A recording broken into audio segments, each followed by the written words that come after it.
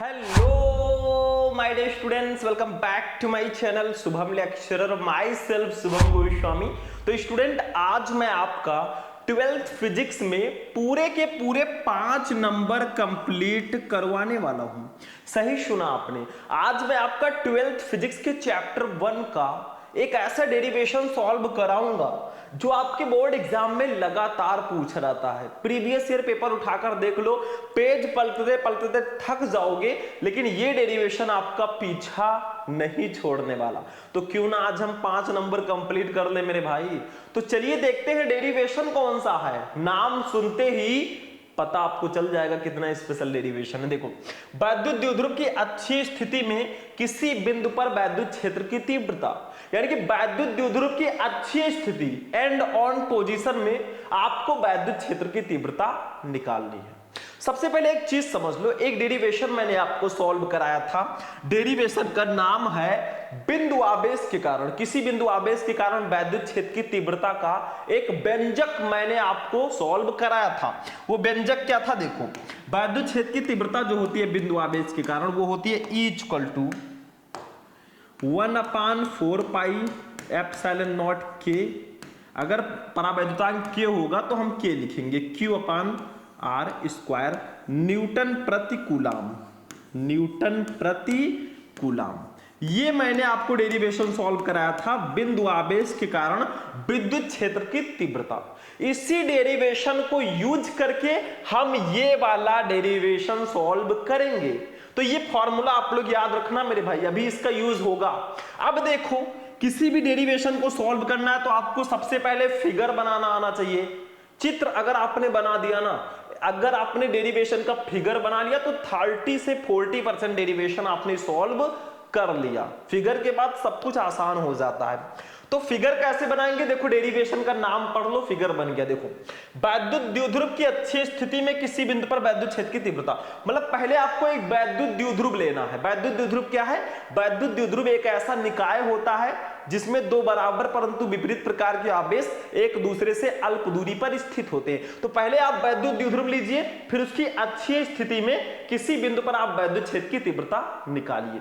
तो वैद्युत द्विध्रुव क्या होता है, पहले इसको समझो। देखो, हम क्या करते हैं, दो बिंदु आवेश ले लेते हैं। एक ये हो गया, थोड़ा पास में ले आते हैं।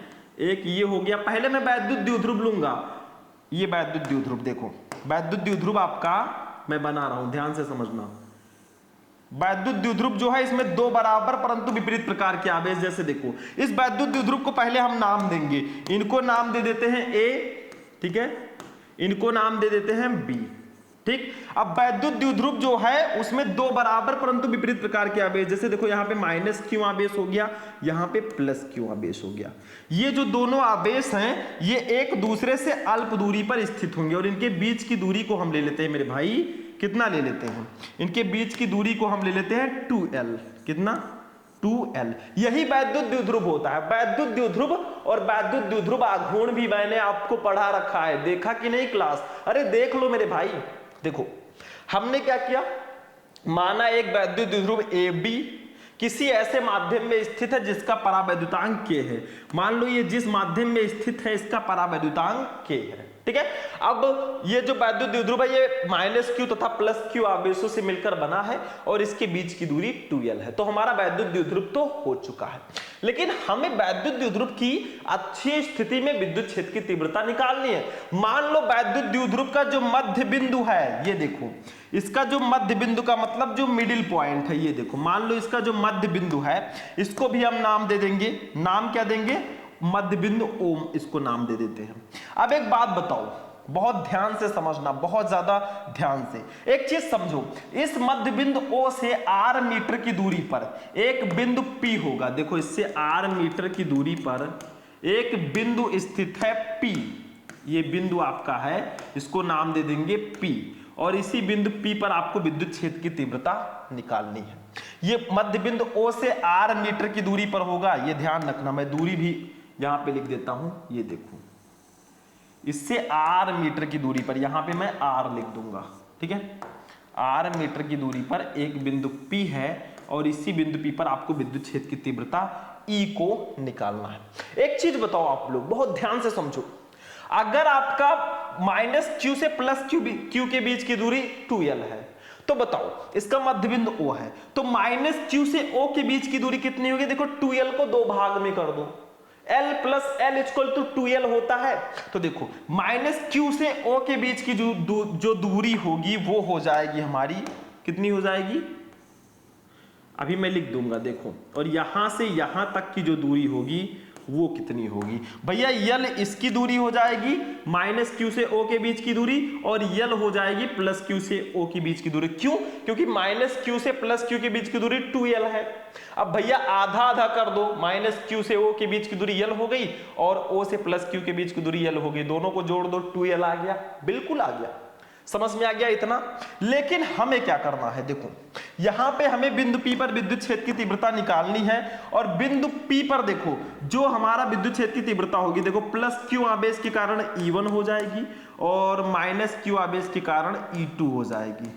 ठीक है, अब जब हम इसकी परिणामी विद्युत क्षेत्र की तीव्रता निकालेंगे तो E1 में से E2 को घटा देंगे। लेकिन अब हम देखो प्लस क्यू से प्लस क्यू आवेश के कारण बिंदु P पर विद्युत क्षेत्र की तीव्रता कितनी होगी? तो मैंने फॉर्मूला बताया था किसी बिंदु आवेश के कारण विद्युत क्षेत्र की तीव्रता का कि E equal to 1/4πε0 K into Q upon R square. तो Q तो हमें पता है, लेकिन R की वैल्यू कितनी होगी, प्लस Q से P के बीच की दूरी कितनी होगी, वो हमें निकालना है। तो बहुत ध्यान से समझना, बहुत ध्यान से। पहले हम क्या करेंगे, प्लस Q से P के बीच की दूरी निकाल लेंगे, फिर माइनस Q से P के बीच की दूरी निकाल लेंगे। ठीक है, तब उसके बाद में हम डेरिवेशन को सॉल्व करेंगे। देखो ध्यान से समझो, देखो प्लस क्यू से पी के बीच की दूरी कितनी होगी? कोई बता सकता है? कोई है ब्रिलियंट स्टूडेंट जो इसको बता सके? देखो कितनी होगी, खुद ही सोचो, खुद सोचो। देखो ओ से पी के बीच की दूरी r है और ओ से प्लस क्यू के बीच की दूरी l है। तो भैया अगर आपको प्लस क्यू से पी के बीच की दूरी निकालिए तो r में से l को घटा दोगे। देखो ये पूरी दूरी r है, ये इतनी दूरी l है, अगर हमें इतनी दूरी निकालनी है तो इस पूरी दूरी में से इतनी दूरी निकाल घटा देनी है, तो हमारा ये हो जाएगा। तो ये हो जाएगा r माइनस l, ये हो जाएगा प्लस q से p के बीच की दूरी। समझ में आ गया? ये समझ में आ गया। अगर दूरी आप समझ गए तो आप प्लस q आवेश के कारण बिंदु P पर विद्युत क्षेत्र की तीव्रता निकाल लेंगे, क्योंकि आपको दूरी पता है। ठीक है, अब कोई पूछे मेरे भाई कि इस माइनस q से इस P के बीच की दूरी कितनी होगी? देखो माइनस Q से P के बीच की दूरी कितनी होगी, तो ये भी आसान है। देखो इस O से P के बीच की दूरी R है और O से माइनस Q के बीच की दूरी L है। तो अगर हमें ये टोटल दूरी निकालनी है तो R और L को जोड़ दो, सिंपल सा है। इतने को इतने से जोड़ दो तभी तो पूरी दूरी निकलेगी। तो यहां पे हम लिख देंगे R plus L, R plus L।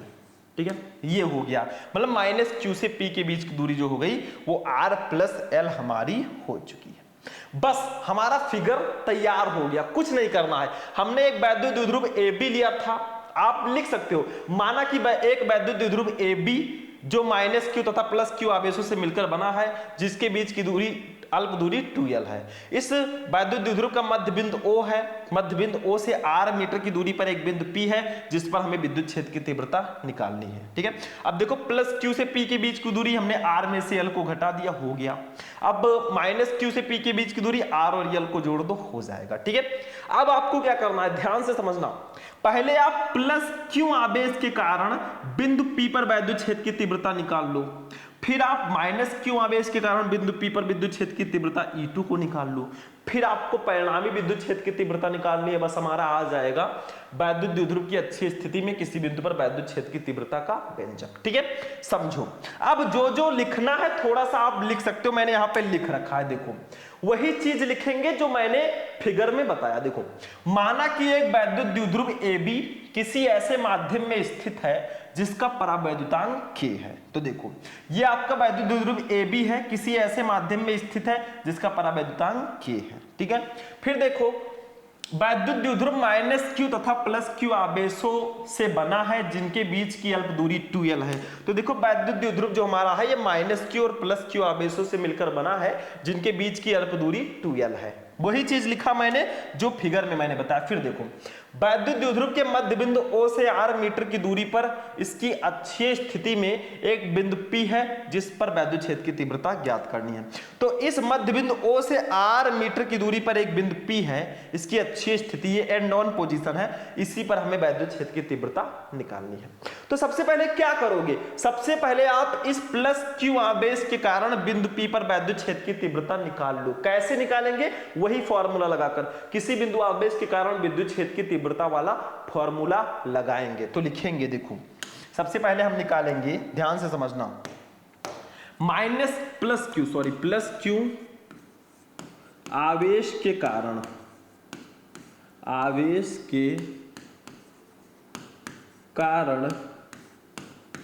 बिंदु P पर वैद्युत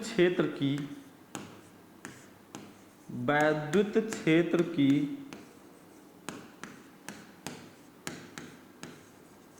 तीव्रता। ठीक है, ये हो गया।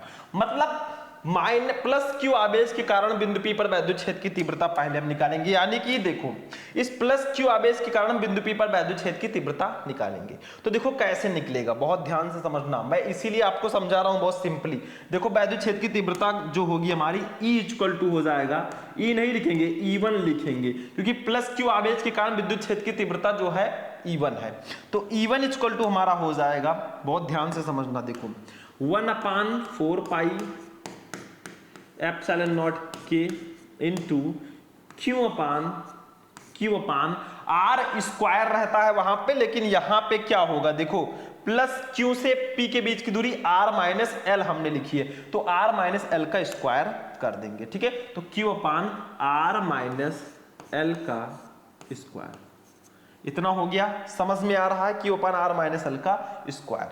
ठीक है, चलो, तो प्लस क्यू आवेश के कारण हमने बिंदु P पर वैद्युत क्षेत्र की तीव्रता निकाल ली। अब हम क्या करेंगे, देखो ध्यान से, साइड में चलते हैं। देखो यहां पे हम निकालेंगे माइनस क्यू आवेश के कारण बिंदु P पर वैद्युत क्षेत्र की तीव्रता। तो यहां पे भैया R प्लस एल का स्क्वायर हो जाएगा। ठीक है, सिंपल सा तो है।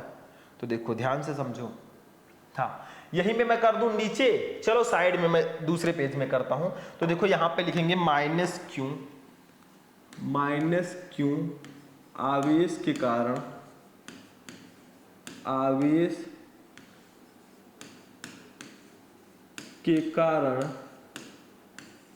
बिंदु P पर वैद्युत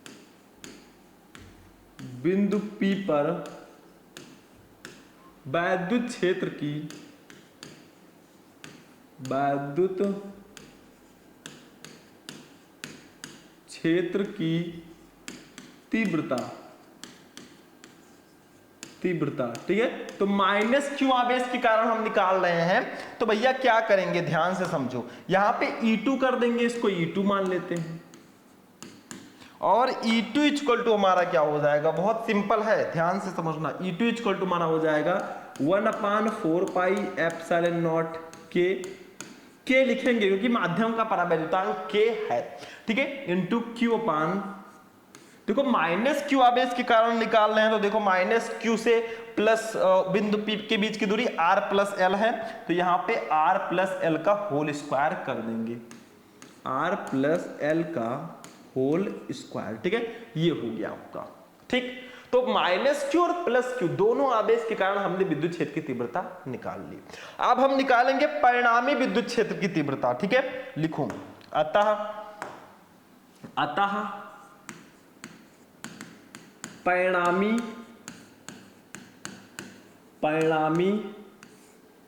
वैद्युत क्षेत्र की तीव्रता,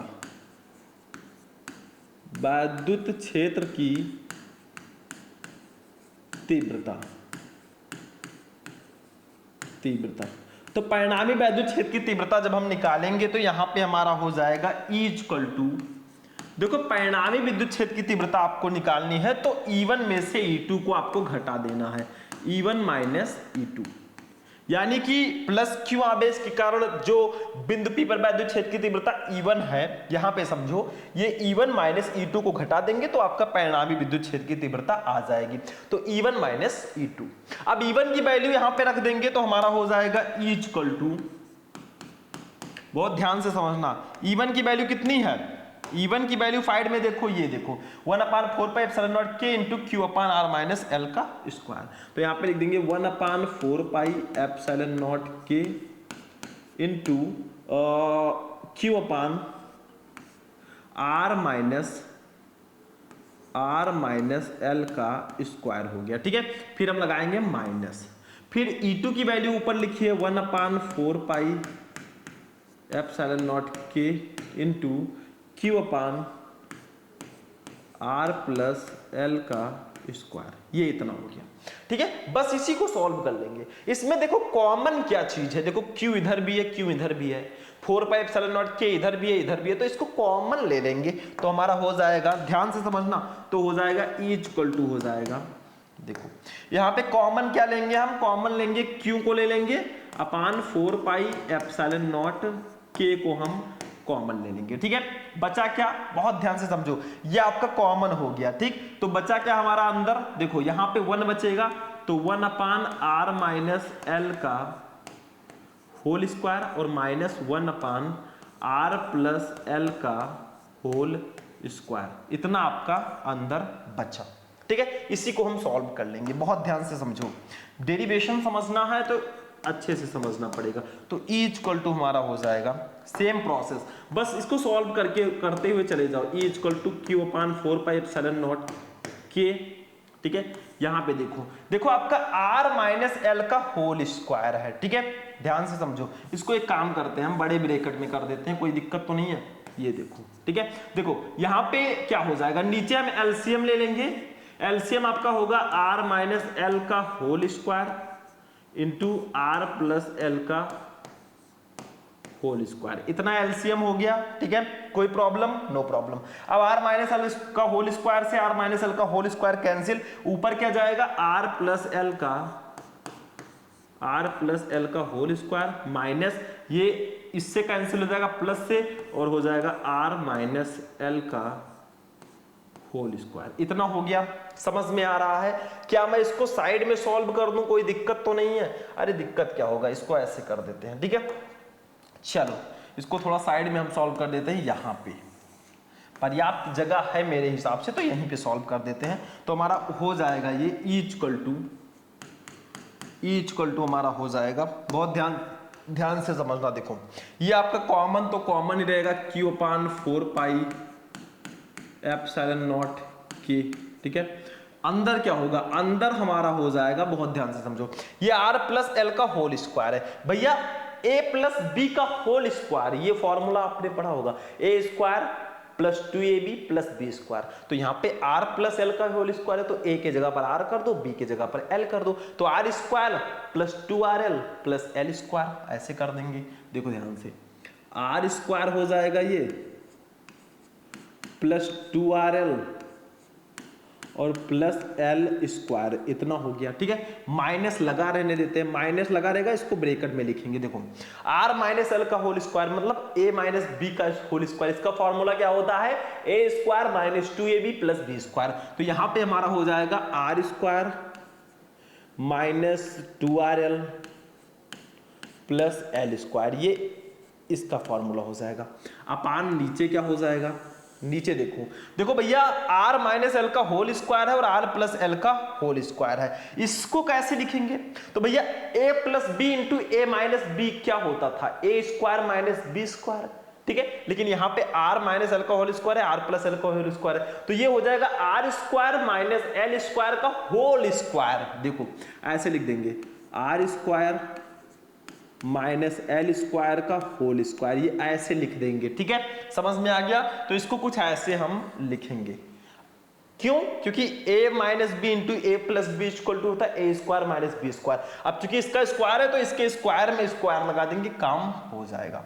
अब देखो क्या करेंगे, E इक्वल टू हमारा हो जाएगा, E इक्वल टू हमारा हो जाएगा, देखो ये हो जाएगा Q अपान 4πε0k, ठीक है। ब्रैकेट में देखो r स्क्वायर आपका ऐसे ही रहेगा, प्लस 2rl भी ऐसे ही रहेगा अभी, और प्लस एल स्क्वायर भी ऐसे ही रहेगा। लेकिन माइनस, अगर किसी ब्रैकेट के बाहर माइनस लगा है ना, माइनस चिन्ह है, तो जब ब्रैकेट को खोलेंगे तो अंदर के चिन्ह बदल जाते हैं, जो माइनस है वो प्लस हो जाएगा, जो प्लस है वो माइनस हो जाएगा। तो देखो आर स्क्वायर प्लस माइनस वाला प्लस हो जाएगा, प्लस 2RL और माइनस एल स्क्वायर हो जाएगा। नीचे तो आपका वही रहेगा जो ऑलरेडी है, क्या, R square minus L square का होल स्क्वायर। इतना हो गया। चलो इसको भी थोड़ा और सॉल्व करते हैं। देखो मैं छोटे छोटे टेक्स्ट लिख रहा हूं, इससे कोई प्रॉब्लम आपको नहीं होनी चाहिए। तो ई इक्वल टू हमारा हो जाएगा, देखो ध्यान से समझना इसको, देखो यहां पे क्या करेंगे, Q upon 4 pi epsilon naught के, ठीक है। ब्रैकेट में आपका क्या है, देखो यहाँ पे आर स्क्वायर से आर स्क्वायर कैंसिल होगा क्योंकि प्लस माइनस है, एल स्क्वायर से एल स्क्वायर कैंसिल हो गया, बचा क्या, ये 2RL और 2RL मिलकर 4RL बचा, और अपान ये बचा R square minus L square का होल स्क्वायर, ठीक है। इतना बचा, समझ में आ गया। तो ये आपका इधर बचा है। इसको मैं दूसरे पेज में लिखता हूं, इसको हम सॉल्व करते हैं। देखो एक दूसरा पेज लेंगे और इसको लिखेंगे, यही वैल्यू ई इक्वल टू हमारा है, ई इक्वल टू जो आया है उसी को लिख देते हैं। देखो ये Q upon 4 pi epsilon naught K 4RL upon यही लिख देंगे। देखो E equal to Q upon 4 pi epsilon naught K, bracket में हमारा है देखो 4RL upon R square minus L square का होल स्क्वायर। ये इतना है, देखो ध्यान से समझो, ये इतना है, ठीक है, हो गया। अब मान लो यदि L की वैल्यू R से बहुत कम हो, मान लो ऐसे लिखेंगे, देखो ध्यान से समझो, अभी मैं समझा दूंगा। यदि L का मान, यदि L का मान R की अपेक्षा, R की अपेक्षा बहुत कम हो, बहुत कम हो, तो L की जो हम वैल्यू लेंगे, L की वैल्यू हम ले लेंगे 0। तो L की वैल्यू 0 रखेंगे। अब यहां L के जगह पर हम 0 रख देते हैं। बहुत ध्यान से समझना तभी काम होगा मेरे भाई। तो L की वैल्यू 0 रखेंगे तो हमारा फॉर्मूला आएगा E इक्वल टू हमारा नया फॉर्मूला आ जाएगा। देखो क्या होगा, फॉर्मूला हो जाएगा Q अपान 4 पाई एप्सिलॉन नॉट के इंटू 4RL, ऊपर आपका ऐसे ही रहेगा 4RL अपान ये हो जाएगा आर स्क्वायर का स्क्वायर। क्यों हो जाएगा, क्योंकि देखो L की वैल्यू हम 0 रख देंगे, तो L की वैल्यू जब 0 होगी तो L स्क्वायर की वैल्यू भी 0 हो जाएगी। सिंपल है, L स्क्वायर की वैल्यू 0 हुई तो देखो यहां पे L स्क्वायर के जगह पर 0 कर देंगे तो हमारा बचेगा R स्क्वायर के ऊपर स्क्वायर। यहां से एक काम करेंगे हम, देखो यहां से इस एक R से ये एक R कट जाएगा तो हमारा क्या बचेगा, देखो हमारा बचेगा E इक्वल टू हमारा बचेगा, बहुत सिंपल सा है, ध्यान से समझना। इस ब्रेकर को पहले फाइनल कर देते हैं, ब्रेकर ऐसे रहेगा, ठीक है। E इक्वल टू हमारा बचेगा हाँ, E इक्वल टू हमारा बचेगा Q अपान 4 पाई एप्सिलॉन नॉट के इंटू ये 4L है, इसको हम ऐसे भी लिख सकते हैं। देखो 4L है तो इसको 2 इंटू इसको लिख सकते हैं 2L इंटू 2 भी लिख सकते हैं, 2L इंटू 2 मतलब 4L है तो 2L इंटू 2 भी लिख सकते हैं। देखो गुणा करोगे 2 का 2 से गुणा होगा 4 और L हो जाएगा, ठीक है। ये R स्क्वायर के ऊपर स्क्वायर था, एक कट जाएगा तो R क्यूब बचेगा, R क्यूब बचेगा। अब इसी को हम ऐसे भी लिख सकते हैं, ध्यान से समझो। E इक्वल टू हम लिख सकते हैं, E इक्वल टू, अब इसको हम लिख सकते हैं, देखो पहले लिखेंगे 1 अपान, सॉरी कलर चेंज कर देता हूं मैं, यहां पे हो जाएगा 1 अपान 4 पाई एप्सिलॉन नॉट के इंटू, देखो Q इंटू 2L आपका हो जाएगा, Q इंटू पहले 2 लिख देंगे, देखो पहले 2 को लिख देंगे फिर लिखेंगे Q into 2L, Q into 2L अपान R क्यूब। अब चूंकि आपको पता है, चूंकि यहां पे लिखेंगे चूंकि P इक्वल टू आपका होता है Q इंटू 2L। देखो विद्युत द्विध्रुव आघूर्ण जो P होता है वो बराबर होता है Q इंटू 2L के। तो यहाँ पे जो Q इंटू 2L है इसके जगह पर P लिख देंगे। समझ रहे हो कि नहीं समझ रहे हो मुकेश? देखो ऐसे हो जाएगा। तो अब हम साइड में थोड़ा सा लिख देते हैं, इस साइड में, ठीक है। ये देखो ये साइड मैंने ले लिया। अब यहाँ पे हम क्या करेंगे, इसलिए आपका हो जाएगा, देखो P के जगह P equal to Q into 2L होता है, तो Q इंटू 2L की जगह पर P कर देंगे। तो हमारा आ जाएगा विद्युत क्षेत्र की तीव्रता जो E होगी, E इक्वल टू जो हमारा हो जाएगा वो हो जाएगा, ध्यान से समझो वहां पे 1/4 pi epsilon not K into, देखो यहाँ पे 2 आपका ऑलरेडी है, Q इंटू 2L के जगह पर हम P लिख सकते हैं, 2P अपान R क्यूब आपका नीचे है। और यही फॉर्मूला होगा न्यूटन प्रति कूलाम, न्यूटन प्रति कूलाम, ठीक है। और यही फॉर्मूला हमारा हो जाएगा वैद्युत द्विध्रुव की अक्षीय स्थिति में किसी बिंदु पर वैद्युत क्षेत्र की तीव्रता का ये फॉर्मूला हो जाएगा। डेरिवेशन सॉल्व हो चुका है, खुशियां मनाओ, लड्डू लड्डू बांटो भाई। अब एक चीज और समझ लो, निर्वात अथवा वायु के लिए, मान लो ये निर्वात या वायु में स्थित हो, तब क्या करेंगे, तो यहां पे लिख दो निर्वात अथवा वायु के लिए,